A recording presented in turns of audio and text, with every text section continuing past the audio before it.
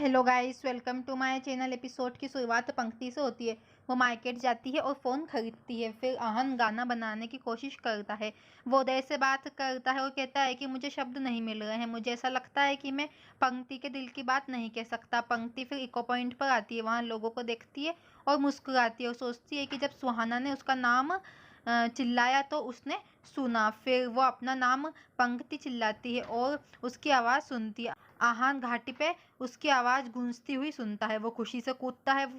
फिर वो दौड़ता है और अपनी कार में बैठ जाता है और इको पॉइंट के लिए निकल जाता है। पंक्ति अपने बारे में लिखने बैठती है। वो प्यार के बारे में कुछ मीठी पंक्तियाँ लिखती है। वो अंत में अपना नाम लिखती है। फिर आहान उसे ढूंढता है और भीड़ के बीच दौड़ता है। फिर एक अंकल आते हैं और उससे कहते हैं कि क्या तुम सवारी करोगी। वो मना करती है, लेकिन फिर वो उसे उसके साथ ले जाते हैं। पंक्ति वहाँ पे अपना दुपट्टा और अपनी लाइन्स वहीं रख के चली जाती है। आहान उसे देखने के लिए दौड़ता है। फिर वो इको पॉइंट तक पहुँचता है। वो उसे नहीं देखता है और उदास हो जाता है। फिर उसे उसका दुपट्टा दिखता है। वो फिर उसकी लाइन्स को पढ़ता है और उसका नाम पंक्ति शर्मा पढ़कर मुस्कुराता है। वो कहता है कि मैं उसे ढूंढ रहा था, उसने मुझे ढूंढ लिया। मैं उस तक पहुँचने की कोशिश कर रहा था और वो मेरे पास पहुँच गई। तुम कहाँ हो पंक्ति। वो फिर पंक्ति चिल्लाता है। वो फिर वहाँ के आदमियों से पंक्ति के बारे में पूछता है जो यहाँ पे बैठी थी। वो आदमी कहते हैं कि हमें नहीं पता, हमने नहीं देखा।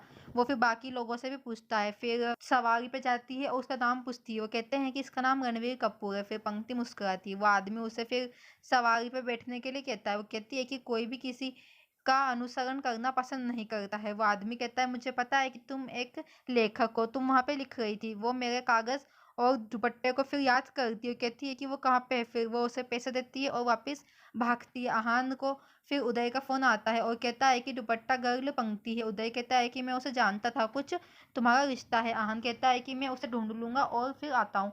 उदय उसे जल्दी आने के लिए कहता है। वो कॉन्सर्ट में आ सकती। फिर आहान एक लड़के को उसका नंबर लिख कर देता है। कहता है कि एक लड़की दुपट्टा ढूंढने के लिए आएगी, तुम उसे ये दे देना। वो उस लड़के को पैसे देता है और कहता है कि वो मुस्कुरा के उससे बात करे। फिर वो चला जाता है। पंक्ति अपना दुपट्टा खोजने के लिए वहाँ पे आती है। सोचती है कि उसका दुपट्टा नीचे कहीं चला गया है। फिर वेंडर लड़का उसे रोकता है और कहता है कि एक लड़के ने मुझसे कहा कि एक प्यारी और मासूम लड़की अपना सामान ढूंढने आएगी। उसने दुपट्टा और नंबर उसे दिया। उसने मुझे आपसे एक मुस्कान के साथ बात करने के लिए कहा था। वो पूछती है कि लेकिन वो कौन है। वो कहता है कि मुझे नहीं पता और चला जाता है। वो कहती है कि उसे मेरी कविता छोड़ देनी चाहिए थी। आहन कहता है कि मैं अपने गाने को पूरा करने के लिए उसे धन्यवाद दूंगा, काश वो फ़ोन मुझे करे। उदय कहता है कि वो फ़ोन करेगी। फिर पंक्ति पूर्वा से बात करती है और उसे बताती है कि एक लड़के ने उसकी कविता चुरा ली है। पूर्वा ने उसे जीवन में सीरियस होने के लिए कहा क्योंकि उसे सिर्फ 2 दिन आज़ाद रहने के मिले हैं। अपने नाम पर दया करो। और फिर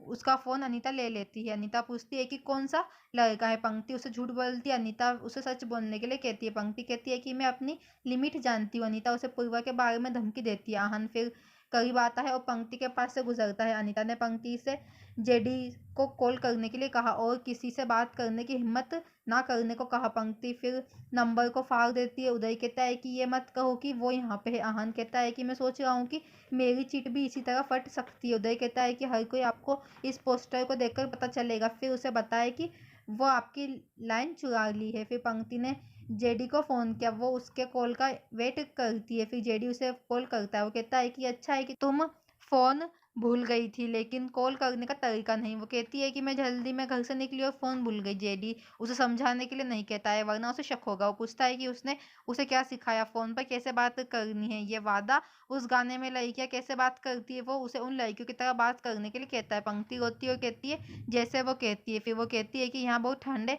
वो हंसता है और कहता है कि तुमने फुल कपड़े पहने कि नहीं है, तुम्हारा फिगर मेरे अलावा कोई नहीं देख सकता। फिर वो संगीत की आवाज़ सुनती है और खिड़की के बाहर जाती है। फिर आहन गिटार बजाता है। जेडी आहन की धुन सुनता है।